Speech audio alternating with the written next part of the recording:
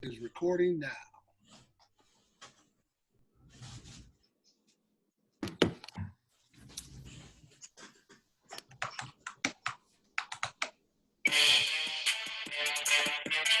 Welcome, ladies and gentlemen, to Ball Till We Fall.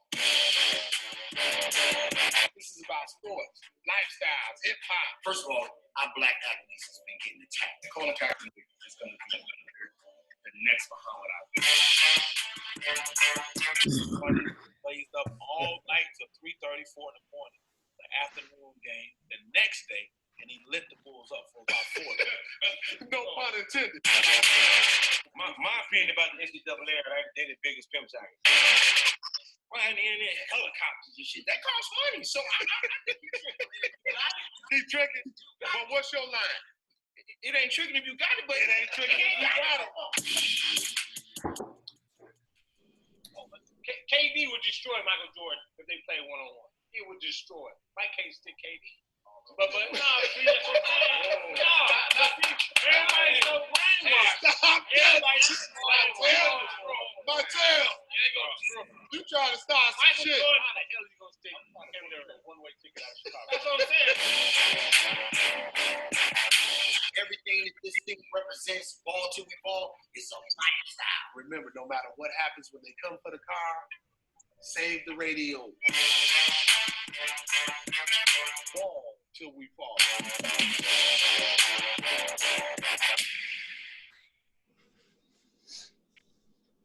Welcome, ladies and gentlemen, to Ball Till We Fall, the virtual edition. My name is Kiss Allen, and I am your host. First of all, thank you all for joining us today on this platform. We got a mad, crazy show set up for you.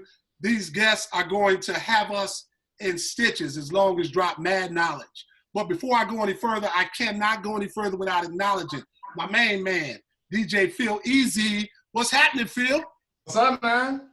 Hey, It's just another Saturday. you know, hey, it's a trip. I know that this was kind of last notice, but I appreciate you, brother. You holding up?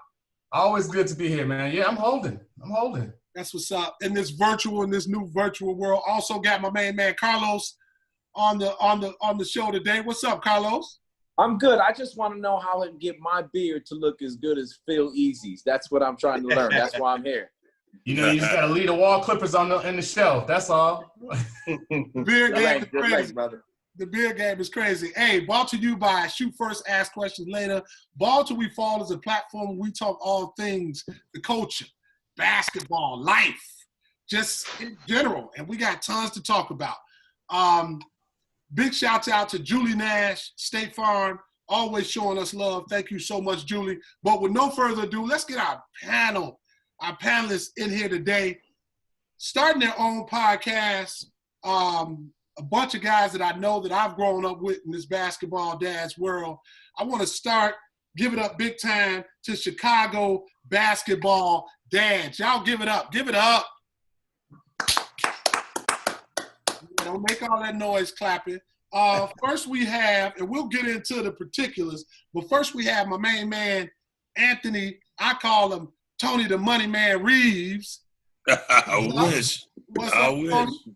We got my main man, Fred Cleveland, big homie, been rocking for years. Big homie Fred Cleveland in the building. Got a lot to talk about, man. I ain't talked to you in a minute, bro. And I don't know if that's my fault or your fault, but we'll figure it out. Your fault. And then we have Mr. James Eulis. Mr. James Eulis joining us today. How you doing, sir? Very good, very good. That's what's up. Hey, fellas, let's birthday get boy. right here.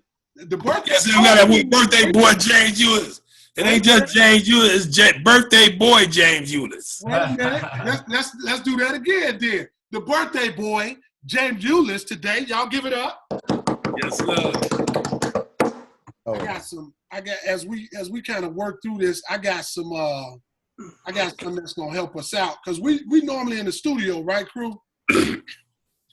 And so I got some of this.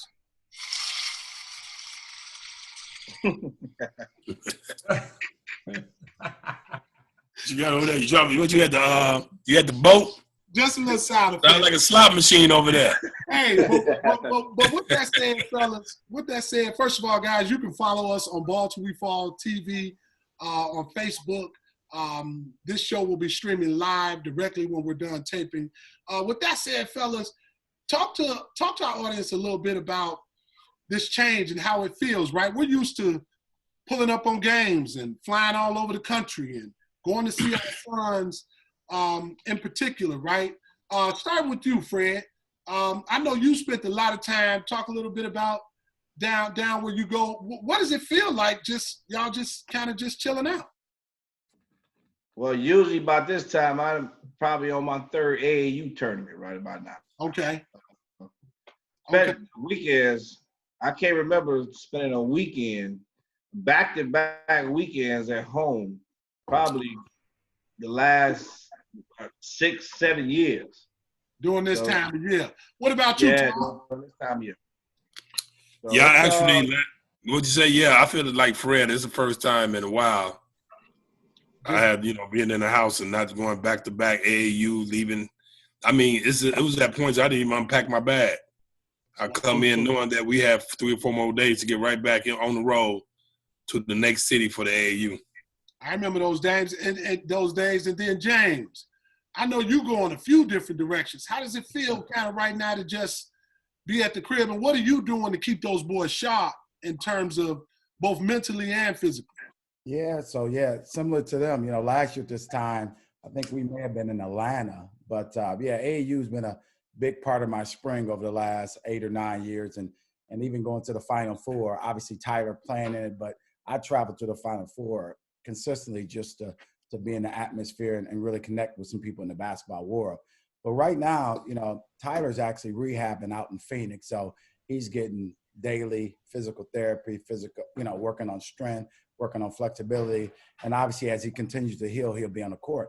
For Aaron, the season in high school here for a lot of kids across the country, the season ended, so they were coming off a real big win, so they was excited to find out later they wouldn't play. So you take the first 2 or 3 weeks, his body needed the rest. I mean, after AAU, a long high school season, he rested the first couple of weeks, and then he started off, you want to do something at home, jump rope, do push-ups, do sit-ups. And we've been able recently to get into a private gym. So shots. And just so that I can identify, James Ulis, the dad of Aaron Ulis, as well as Tyler Ulis, University of Kentucky. Did they go to the Final Four? Absolutely. They lost to Wisconsin. They was 38-0 and lost to Wisconsin in Indy. Still can't believe it. With him. And then we got Tony Reeves, father of Antonio Reeves, down at ISU, Illinois State, right? Redbirds. Yep. Tony? Frozen, but yeah. He froze. Okay. Yeah, I'm good. I'm here.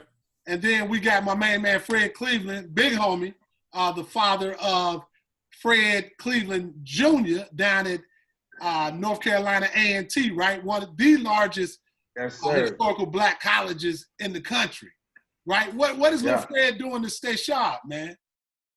You know me, Al. I'm bring the rim out in the driveway. He doing his push-ups and dips, but right now he finishing up this last week or so of school, so he been bogged down with that. So once that over with, then we're gonna go full time. So we're gonna hopefully the weather let us get outside and run some hills and just to get him back in rhythm. I got Cam also. Right, so I gotta get Cam together. So right. I see he growing. Don't stop. Growing. Yeah. Yeah, he's about, what is he 6'2" now. 6 what? Yeah. 6'2". Wow. Is he throwing that ball down? Man, we getting there. I told him he got to. When this thing start up, man, we got to be dunking this ball. That's what's up. Tony, I know you froze for a minute. Yeah, I'm back on. My main man, Antonio. Real quick story. Yes, sir. I can remember meeting you, man, years and years and years ago. And our kids were playing. I don't know if it was AAU. And you came up to me. You said, hey, man, people tell me that boy right there going to be bad. And yes, sir. I wasn't thinking along those lines. I was just trying to get my kid in school. And you put on my heart. You said, look, my boy going to be bad. And I will tell you, man, kind of watching that maturation and him growing all the way to going to ISU, you got to be pretty proud of that, man. You know what? Can you hear me? Yeah, I can hear you.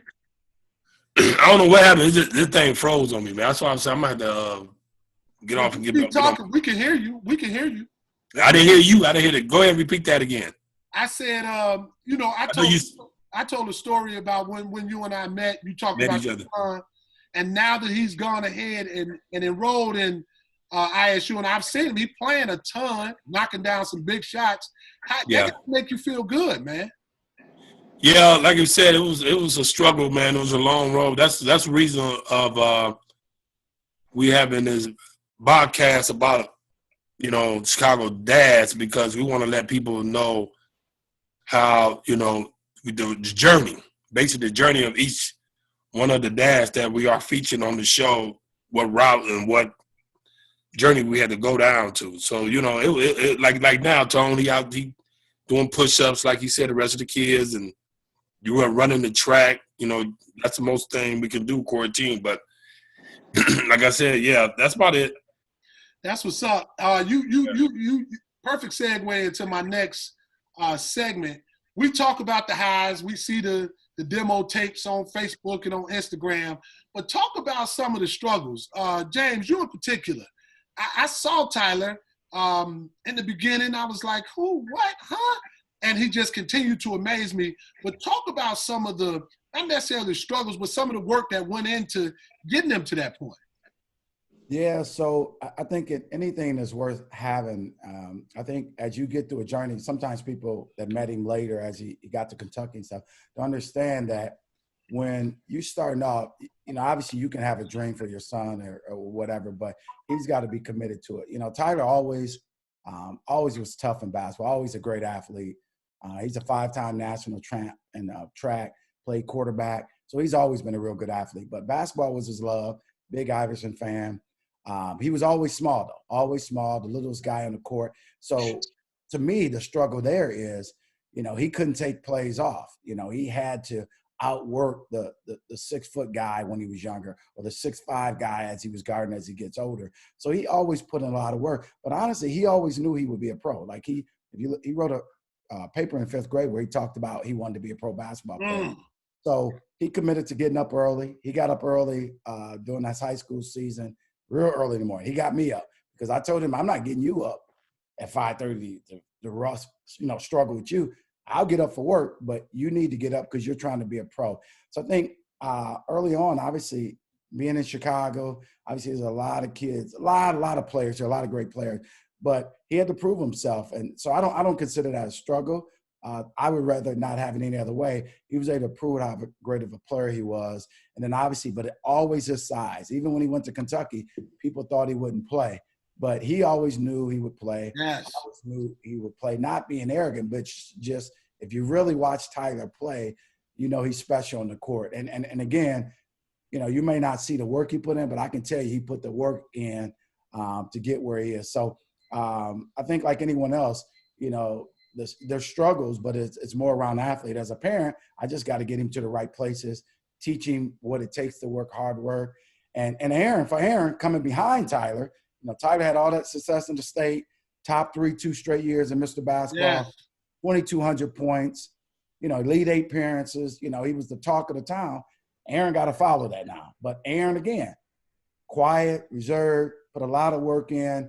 His game grew year over year. And what people don't understand is, people used to ask me, man, how does Aaron feel? Tyler's, because when Tyler played at Kentucky, every Saturday he was on the TV. They were doing articles. Yes. How does Aaron feel about that? I said, well, I think he feels pretty good. How would you feel if your brother was that popular, that successful, and you were that close to him? And then we all looked up to our brothers or uncles or somebody. So if my brother was a pro basketball player or or Kentucky point guard, I would be excited. But more importantly, what people don't understand is Tyler was really, really successsul. But I think when you look at Aaron's been just as successful. Obviously, he's not in college or the NBA yet, but he won more games at Marion than Tyler. Most people don't know that. Aaron, 3 straight years on varsity, won 25, 26, and 27 games. So Aaron came behind him. I think Tyler inspired him. But more importantly, he worked real hard. So his struggle may have been early, like, man, my brother, but he always embraced it and never was a problem or conversation in our house. Had a good time with it. Ball Till We Fall TV live, the virtual edition. Got my main man Phil Easy in the building. We're talking to Chicago Basketball Dads. They have a podcast coming out. It is going to be insanely informative, but likewise, it's going to be funny. It's going to be engaging. I'm looking forward to sitting and watching. Fred, I know when you, as Fred grew up, and same with Cam, you coached him. Yeah. And I know that there's conversations out here around coaching your son, right? Talk to us and talk to the audience about some of the conversations that you've had around being your son's coach. I know you put into everybody that you work with, not necessarily your son, but I know there's this huge conversation out here around, he just want to coach his son. Talk a little bit about that. Well, the thing is that I've been around basketball for over 20 years, so it wasn't the case that all of a sudden I got kids, now I want to coach. Nah, I tell everybody can't coach themselves. Me and my son, you've been around Al, you just see me, man, you got to sit down because it's all about winning. These other 10, 11, 13 guys want to win a game. If you're not doing what you're supposed to do, you got to sit down. And fathers have a problem with that because they will build a team per se around their kid just for their kid. I obviously I love basketball, so I'm going to stay true to the game, and it'd be a disservice for me to not coach my son the right way. And just when we did Fury, we was featuring other kids. He was young. It was other kids, and when they were coming up, man, we had the conversation. Me and Fred had the conversation. Oh, you let such and such shoot the ball all the time, or you let him do this all the time. But that was just me helping him grow as a player. If you want to do that, this is what you have to do. So, and that was the easy part because I always said that basketball was not going to define me and my son relationship. That's we're not playing basketball. We talking about real estate, insurance, anything. And it always don't have to be about basketball. And so that's what I'm seeing in the city now. You can just tell the relationships that these guys got with their kids. When this basketball thing really don't work out, after they done blame the coaches and schools and everything, the last person to blame, and they blaming the kid. So and I never wanted to have that kind of situation with my son. Appreciate that. Tony, I know it was a brainchild of yours, the podcast was a brainchild of yours around bringing some of Chicago Basketball Dads together. Come in. Talk to me about the premise. Why now? I know Fred just hit on it. There's some conversations that need to be had. Talk to me about why now? Why Basketball Dads now? But what I'm gonna say is, it's always been Basketball Dads, and these guys is like my family. And I spend probably more time with them, getting to know them in the gym, coming to practice and games and seeing them, and like Fred and Aaron and Tone, how they bond.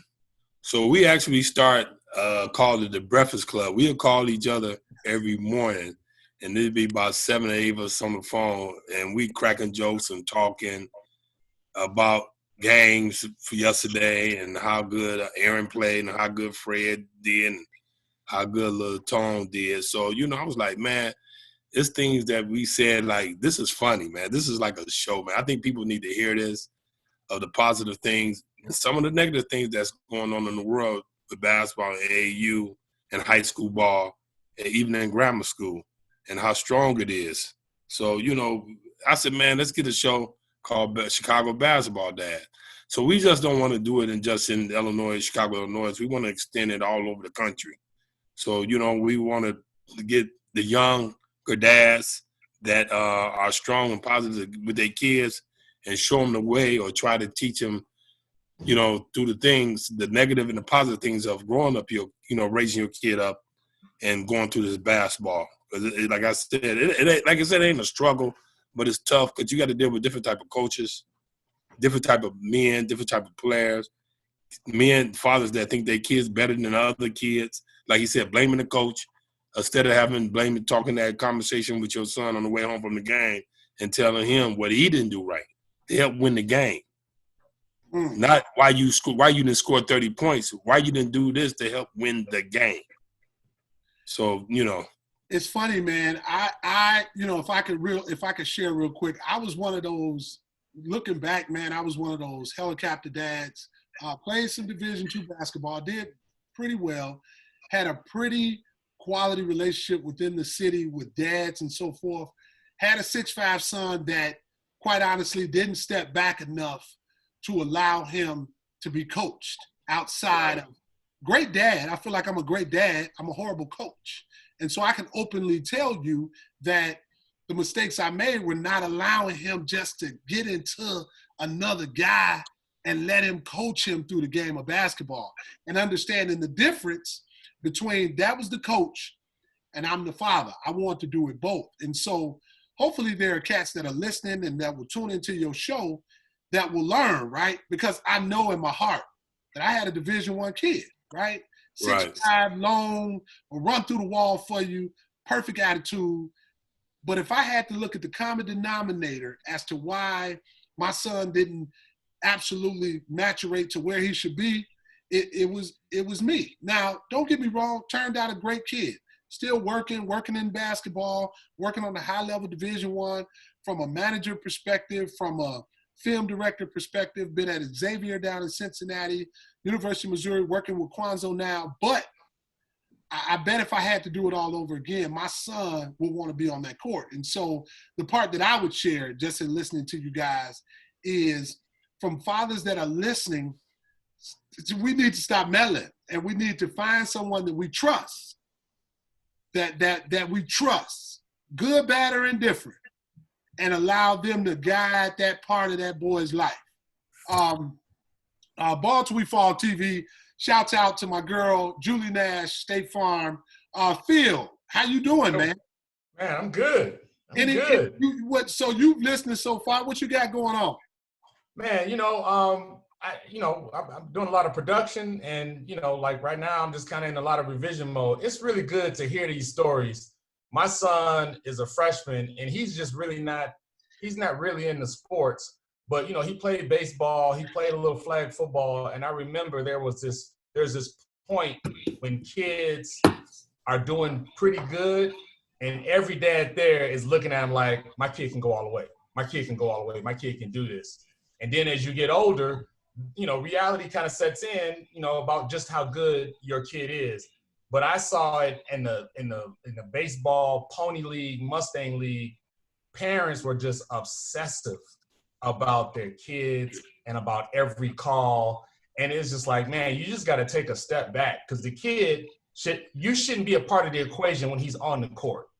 You know what I mean? And there was a lot of kids looking back at their parents as the parent was the real coach. There was this dude on the sideline just talking stuff. But I remember kids getting this undue pressure from parents in the stands, as opposed to just playing the game and really enjoying the game. So it's really good to hear you guys kind of have the right mentality, because, you're not going to win every game, and your kid ain't going to be featured the way you might want, but that's life.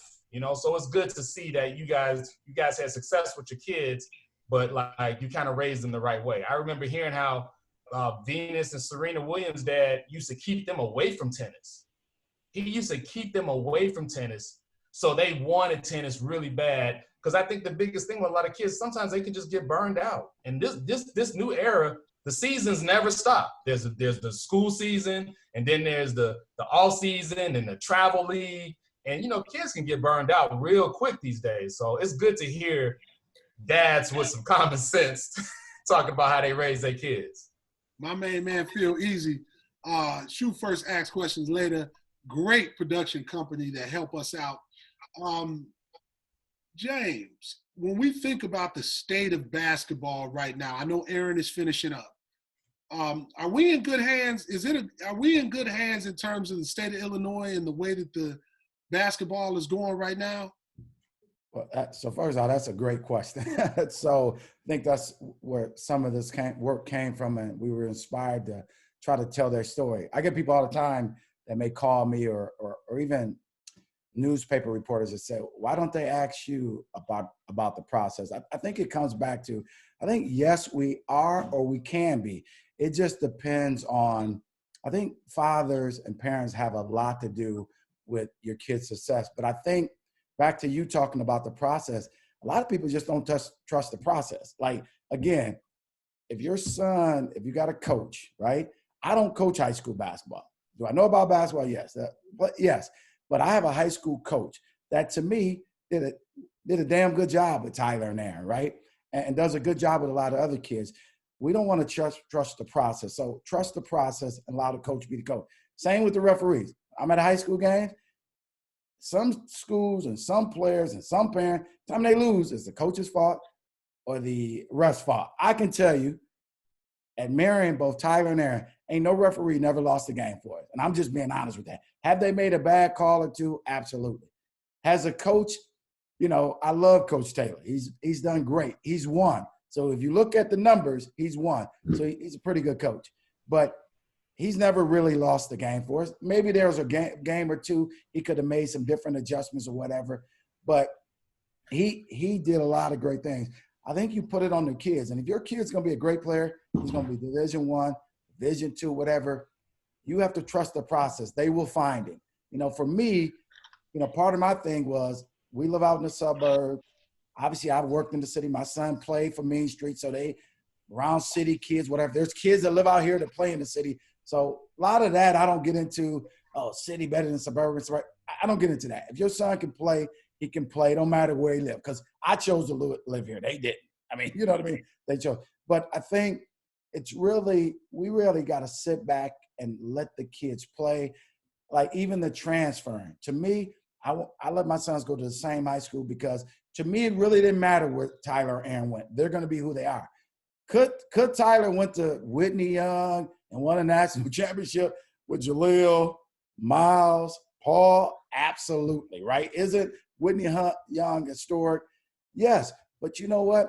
What I think a lot of parents going to understand, playing at Marion, going to Marion where it's a challenge in the classroom and on the court, it really helped them develop. And again, it made Tyler a better player. That's the only reason he was able to handle Kentucky. He was not phased at all in Kentucky. At all. He had already experienced that challenge of playing. He had to play every possession great in his years at Marion. And I think most people couldn't even name most of our starters because he played with a different type of kid. Whereas some schools, in Chicago, we all know it, a lot of kids come together and play. And I'm not saying because I don't make that choice is wrong, but that's not the road or avenue for every child.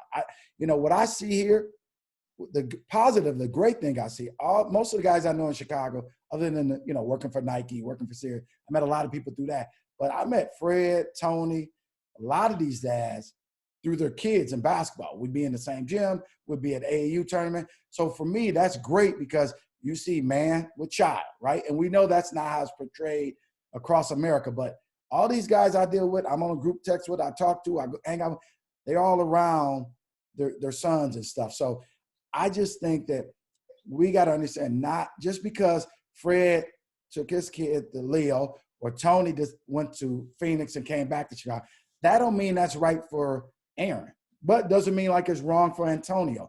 I just think you got to create your own path.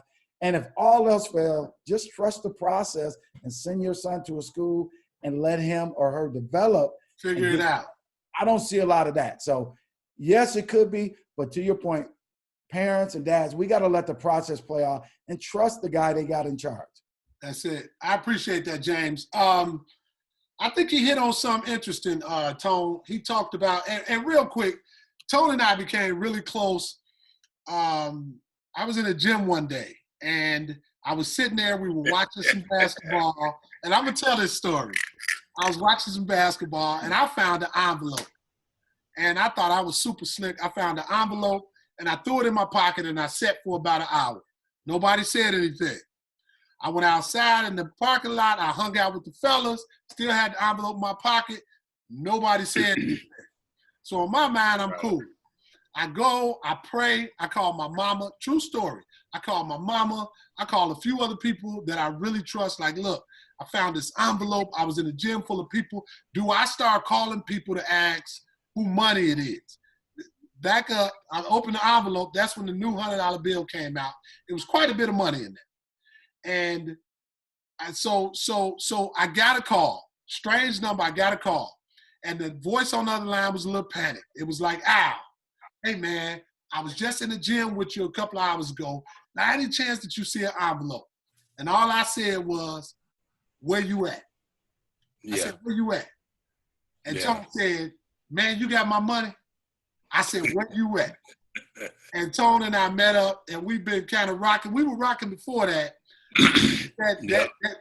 That created a bond where we see one another, so forth. That created a bond. I think James brought an interesting component, right? Because everybody's not a basketball dad, but I think it's still important as fathers that we nurture our sons and that we hug them outside of their accomplishments. And we make sure that we stay connected with them other than them slamming the basketball. Talk to me about your relationship with your son outside of basketball. What, was that for me? That was for Tone. Did he freeze? Yeah, that's okay, good, yep. Yeah, can you hear me? Tone, you froze? No, can you hear me? Yeah, I can hear you. Yeah. Okay, yeah, I heard you. Like you said, like Fred said, man, we sit and talk about facts of life. We just don't talk about the basketball, man. We talk about life after basketball. We talk about being responsible, being a family man, you know, trust the process, getting a job. First and foremost, get an education. I want my son to do his first year of school. I want him to try to do 3.5 to get his degree, to go on from there. I want him to be graduated. I don't care if he go to the NBA or whatever. I'm still going to fight him to do his degree. I want him to be a better than I was. That's what it is. When you're a father and you got a son, you want your son to be better than you. You want him to teach him how to be a man. But when he raises his family, he can be better than him. You know I made a lot of mistakes. I try to keep that other side of Tony away from him, but I always try to get the positive Tony, you know, sleep, eat right, do right. You know what I'm saying? Make a decision now that you're a freshman in college. You need to decide what you want to do, what kind of profession you want to be in, what you want to do. Sometimes I don't even talk about being a basketball player. You know, what you want to be, an engineer? You want your own company? You want to be a businessman? So, you know, right now, this time, that's what we're talking and focus on is his.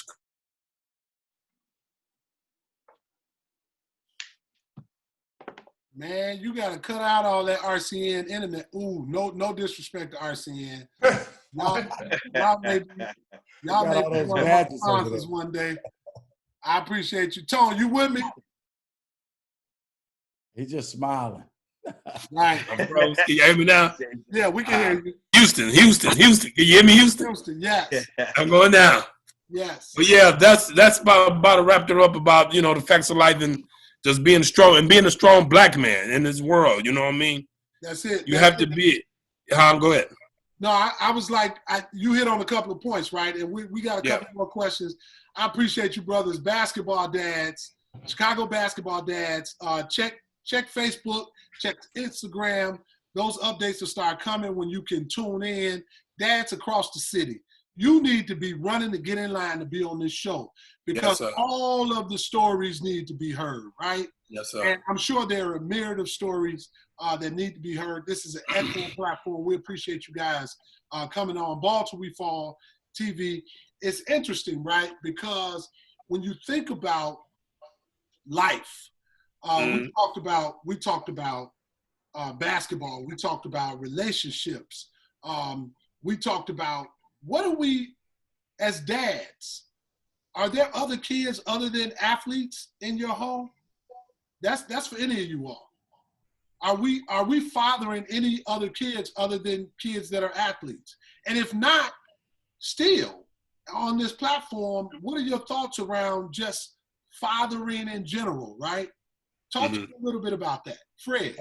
I think having a son that didn't play, I think you gotta always understand that everyone has a journey they want to find out. You know, obviously I've been in management a long time, so you talk about that. You know, what's your goal? Like you said, outside of basketball, right? You know, having a conversation like right now, the stock market is real good, right? So how do you teach your son how this is a great opportunity to go into the stock market and create some wealth for you down the road, right? Again, not looking at everything on the TV that's negative, that's putting a hex on something. It's talking about what are your opportunities to grow in other avenues, right? So, you know, Aaron is last one in my house, and at the end of the day, what's great about that is you now can go out and you can focus on what things can you do better to be better for your next generation, whether it's grandkids, whether other kids in the family who also need the guidance. I just think a lot of different kids need the guidance. And when we think about the Chicago basketball dads, you know, I think sports, like a lot of things, it may not be sports, but, you know, I know at Marion, we got a great band, right? What else could you do? So I just think really focusing on other things other than basketball. Obviously, sports are important because I think when you look down the road, there's a lot of people that have been in sports who are now successful in life. Yes. Fred, I know over at the Cleveland compound, man, you got 3 boys. That Devin, I think, you know, personally, I think that's going to be the one that he just got it. He got that it factor. But through basketball, and I know we're talking basketball dads, and I know that I'm so glad that I'm not around you guys to swing in my head. What role does your wife play in keeping a balance in relationships and just in the growth of your kids? Mine is the foundation. I'm the coach, but everything else, as far as, man, you know me, at one time we had 3 different kids playing AAU. You know, all of us would be in a different city of any given weekend. So you have to have someone that understands and believe in the vision that you have for your kid. I've told my kids, you know, from day one, I mean, as a family, we do okay, you know, financially. But like I told them, all this basketball that you play, this can pay for you to go to school. And she reinforces that. You know, she got degree after degree, certifications, certifications. So they see the professional life in her and myself. So it's not like I got a parent just sitting around, you know, and she's even harder on them than I am in the game. If you go to a game, you'll hear her screaming more than anybody, you know. But the one thing I don't like because she loud, but what I do like, she is getting on them for not doing what they're supposed to do on the court, which you rarely see from mothers. Because everybody every mother thinks their baby can do no wrong. And that's probably 90% of Chicago. She does, man, I have to calm her down sometimes. But at the end of the day, she's more the nurturer. You know, even if I'm still on about this or about that, they're gonna go to mama. And that's huge. You gotta have that, and that's the balance that she provides for our family. That's that balance. Hey, real quick, we're going to go round robin. If there's one thing, Tone, I know you froze again. No, I'm here. You hear me? Yeah, I can hear you. Okay. Hey, if there's one thing you can change about the state of Chicago basketball, I know that's kind of broad, but I want you to dig into some of your experiences real quick. If there was something that you could change, what would that be? State of Chicago basketball. If there was something that you could sit everybody down and say, hey, let's look at it this way, what would that be? I froze a little bit, but I think I caught the last of the question. I mean, a lot of things, if I think about it, if I could have to do it all over again, I'd do it different. You know, just like you said, how you would have did with Lil Chris. I didn't get most of the question because it froze a little bit. No, I said in the state of Chicago basketball today, Go ahead. You have a pretty solid voice. If you can get everybody in one room, what would be one thing you would look to change? Whether that be an attitude, a rule, what would that be? I would probably think our kids need more positive black men in their life, more role models. You know, it ain't like it used to be I think when we was playing basketball, the coaches cared a little bit more. You know, they stayed a little bit more after practice. They took us home. You know, they settled. They still had tryouts. You know, with the kids. You know, they don't even have tryouts anymore. You know, they don't even have tryouts anymore. Chris, you know that, Al. You already on the team when they recruit you in 8th grade. People had a team. They have their team already, man. I mean, go back to the old ways. Get back to the where you ain't got to pay $5, $10 to get inside the Y. The Y should be free, man. You know what I mean? We need more strong and more things for kids to do in the city of Chicago, man. And I think that will come and get a lot of the crime down instead of, you know, everything got to be paid for. Everybody got to have a membership. You know what I mean? That's just that's my opinion. James, you still with us? I'm with you. Talk to me about the state of basketball in the state of Illinois. I know you out in Marion. And shouts out to Phil Lee. Phil, you're a alumnus of Marion, right?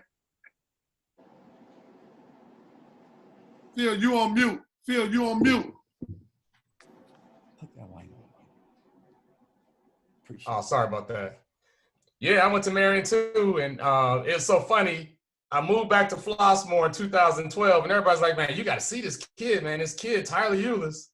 And I finally go to a game. I go to a Big Dipper tournament, and we used to go to that Big Dipper tournament when I was at Marion, and we was like the 16th seed playing Rich Central. Like, it was brutal. And I watched this kid, like, just shred Thornton, and it was just crazy. And I look up in the banners, and it's like Marion had won the Big Dipper tournament the year before. And I was just like, man, that's impressive, because not only did Tyler do a good job for himself, but he's kind of really turned the culture around at Marion from a basketball standpoint. But I will say, when I was at Marion, I played football for University of Iowa, and to my surprise, I had played against somebody at every Big Ten school except Northwestern. So then I started to say, well, maybe we weren't that bad. There's a lot of talent out here in the south suburbs. You know, I've always felt like, you know, when you're in the city, a lot of great players can kind of team up and go to one school, but there was always one or two really good players, either at Bloom or Rich South or Rich Central or, you know, Tinley Park. But, you know, Tyler's kind of changed the culture at Marion, and it's still that way now. Marion is still a basketball powerhouse. So, you know, Aaron continued that. So, James, when you think about it, real quick, because we're going to do a round robin, the state of basketball, if you could have a voice and make any changes or any suggestions, I know you hit on leave the referees alone, let the process work itself, which I hate that I didn't know you back in the days. Everybody was telling me that. But what changes would you make or suggestions? I just think that, I mean, everything we talk about now, it seems like it's about business, right? It's money exchange. And I think the coaches, dads, you know, the administrators at the school, or even tied to AAU program, I think you got to be more committed to developing kids. You know, for me, I don't think we develop kids enough. We don't put it to all the kids. Obviously, if you are DJ Stewart, Aaron Eulis, Fred Clee, Tony Reeves, Aaron Eulis, coaches, AAU coaches, not all, but some, they put into them, right? I just think there's a kid that's sitting at the end of the bench your freshman year. And back in our day, you could develop over years. Obviously, as a parent, I think as a parent, you should develop your son first, right? You should try. But I think that also the coaches would do that. And it leads to me talking about, I know the transfer rule changed, but I think we should stop moving kids around so much because of the reasons. If you have to move your son just because you truly moved or the situation was bad, I'm never saying you should do that, because there are instances where I got friends that done things and you understand it. But I think you fail to allow the kid to be in the situation, one, that challenges him a little bit, but it's going to make him better in the long term. We want instant satisfaction. So if your kids are, you know, Aaron started the last 3 years, Marion varsity, but his freshman year, he came off the bench. In some games, he only played a couple games. But again, he's a freshman playing varsity. It don't matter who brother he is or what anybody thinks. He can work his way. So I just think we need to develop more. As a parent, we shouldn't be so quick to move them because, again, 1 year doesn't make you successful or not successful. I've always been a fan on When Aaron went to play varsity, I said, man, you need to do this every year you here. And again, it worked out, right? It's about continuing to win. I know Fred and Leo, they won when he was on the court.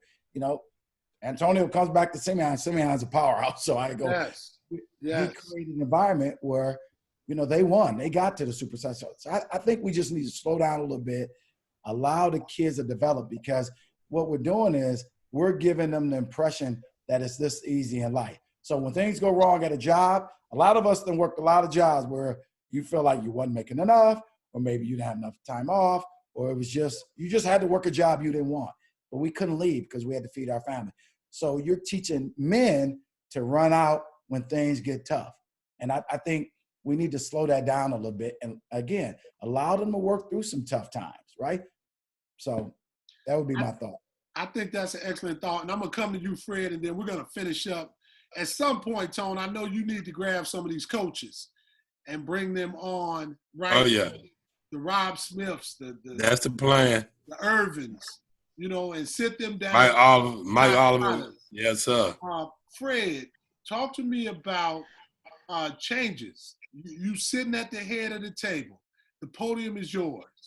Any changes that you would make based on the state of high school basketball in the city of Chicago?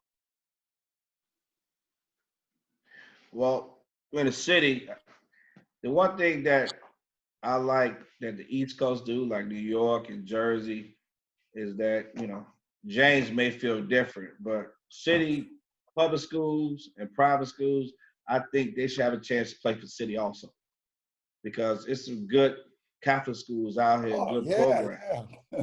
You know, and that's what they do on the East Coast. You play for city, no matter your public school or your private school, and that would really be good for the city of Chicago, because that, you know, that in itself, you know, for the barbershop talk, you know, Catholic schools not good as public schools, that right there would give you that chance to say that the best public school will end up going against the best Catholic school, you know, and it's good because these guys, when, you know, I talk to people that's in the Catholic League, and that's the first thing they say is that, man, I wish we could play for city. You know, and the thing is, you have had Catholic schools beat public schools, like in non-conference games. Yeah. So I just think that would be the one thing that I would change. That's excellent. Hey guys, listen, we can go on all night. I think that we've had a quality conversation that leads to more conversations. I'm looking forward to Chicago Basketball Dads, executive producer, Tony, the Money Man Reeves. I understand that you're going to have a myriad of guests on there. Yes, sir. It has been an absolute pleasure getting to sit with you guys and learn from you guys. Ball Till We Fall TV, brought to you by Shoot First, Ask Questions Later. Shout out to Julie Nash, our sponsor, our major sponsor here. Before we get out of here real quick, what does, and I'll start, and if we can keep it real brief, I'll start with you, Fred. What does Ball Till We Fall mean to you?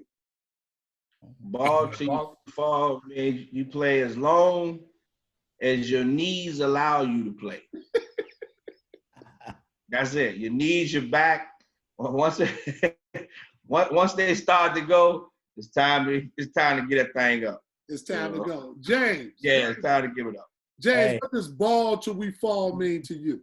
That means every time you step on the court, you give it your all. You never know when it'll be your last time. Kids just experienced that this year. Play your hardest. Play till you can go, till you can't go no more. That's what's up. And Tony, close us out. What does Ball Till We Fall mean to you? But both of James and Fred hit it on the spot. I'm gonna hit it on this. If you got 40 at halftime, go for 60 at the end of the game. You got 40 at halftime, I need you to go for 60.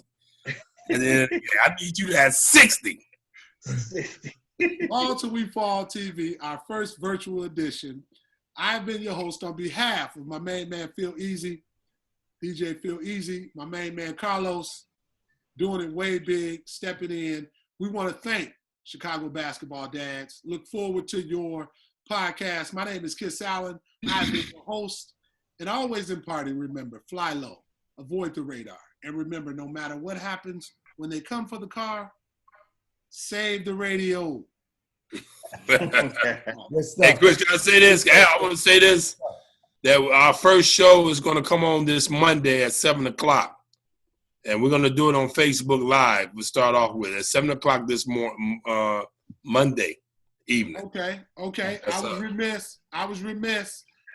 Chicago Basketball Dads, Monday, 7 o'clock, Facebook Live. PM. 7 o'clock p.m. Facebook Live on whose page? It's going mine's at Anthony Reeves, Fred Cleveland, James Eulis. I ain't gonna say it. That's it. So Don't say no more. Y'all send an invite out. We'll also make sure we pump it up. Chicago Basketball Dads, Monday. Also follow us at Ball Till We Fall TV. And once again, I'm gonna do it again. Imparting, fly low, avoid the radar, and no matter what happens when they come for the car, save the radio. Say the All right, radio. Ball Till We Fall. Thank you. all right, appreciate it, man. Thanks for having us on there. All right, thank you, fellas. My man.